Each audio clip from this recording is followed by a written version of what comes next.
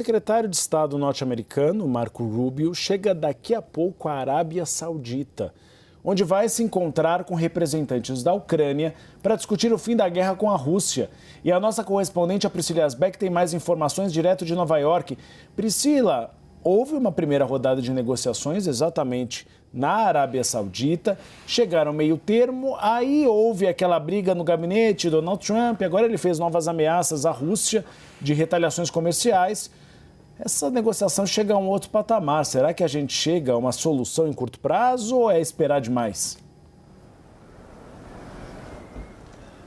Oi, Uribe, boa tarde, Tainá, todos que nos acompanham. Segundo os americanos, esse acordo pode sair nessa semana. Eles demonstraram confiança de que isso pode acontecer, mas, como diz o ditado, falta combinar com os russos. Então, a ver como que os russos vão se posicionar. Os ucranianos também se mostraram dispostos a avançar com essas negociações. Inclusive, o presidente ucraniano, Volodymyr Zelensky, já chegou em Jeddah, que é a segunda maior cidade da Arábia Saudita, vai conversar com o príncipe herdeiro Mohammed bin Salman. A Arábia Saudita tem desempenhado um papel de intermediação na guerra entre Rússia e Ucrânia desde a invasão dos russos em fevereiro de 2022. E como você disse, Uribe, eles sediaram também esse encontro que envolveu autoridades americanas e russas, mas que causou aquela polêmica porque não houve um convite às autoridades ucranianas para participar dessas discussões. Logo, na sequência, aconteceu aquele encontro, o bate-boca entre Volodymyr Zelensky, o presidente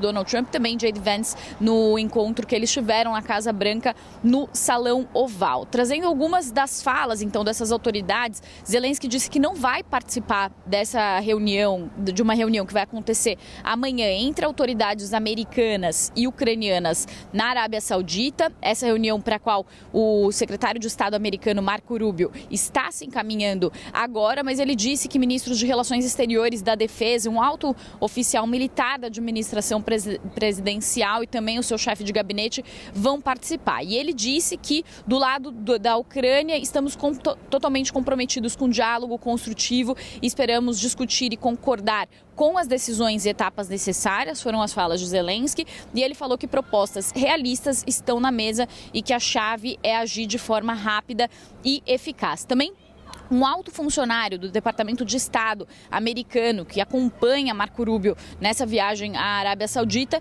disse que o fato de os Estados Unidos e também a Ucrânia enviarem altos oficiais para essa discussão que vai acontecer amanhã mostram que as duas partes estão prontas para seguir em frente. Também Donald Trump, presidente americano, se manifestou nas redes sociais ontem e ele disse que os Estados Unidos tinham quase encerrado aquela suspensão do compartilhamento de inteligência americana para a Ucrânia. Inclusive, esse alto oficial americano disse que esse assunto deve ser discutido nessa reunião de amanhã e Trump também disse que espera bons resultados da negociação. O enviado americano para discutir essas negociações é o Steve Witkoff, que foi o mesmo que fez aquela intermediação para o acordo de cessar-fogo entre Israel e Hamas e é considerado um político muito experiente e ele disse que a ideia é estabelecer uma estrutura para um acordo de paz e um cessar-fogo inicial. A Ucrânia já fez uma proposta, inclusive, pedindo uma trégua nos ataques aéreos e marítimos da Rússia, mas os russos rejeitaram essa trégua. Inclusive, o porta-voz do Kremlin, Dmitry Peskov, disse hoje que é importante entender se a Ucrânia realmente quer a paz ou não. Ao comentar essas reuniões dessa terça-feira, também autoridades americanas dos bastidores dizem que essa reunião dessa terça vai servir para enxergar se Zelensky estaria disposto a fazer alguma concessão para encerrar a guerra. Um outro ponto também que vai ser discutido é aquele acordo de minerais, de exploração de minerais da Ucrânia por parte dos Estados Unidos. O Zelensky também indicou que está disposto a conversar sobre esse acordo de minerais, que seria uma imposição dos Estados Unidos para que os Estados Unidos continuem a apoiar a Ucrânia. O que se tem de análise dessa situação toda, Uribe e Tainá, é que depois dessa pressão muito forte que foi feita pelo governo americano, de fato, parece que a Ucrânia está aberta, talvez, a fazer algum tipo de concessão, a conversar sobre um acordo de paz, mas isso é o que pode acontecer no curto prazo. O que os analistas dizem é que a Ucrânia não tem condições de se defender contra a Rússia sem a ajuda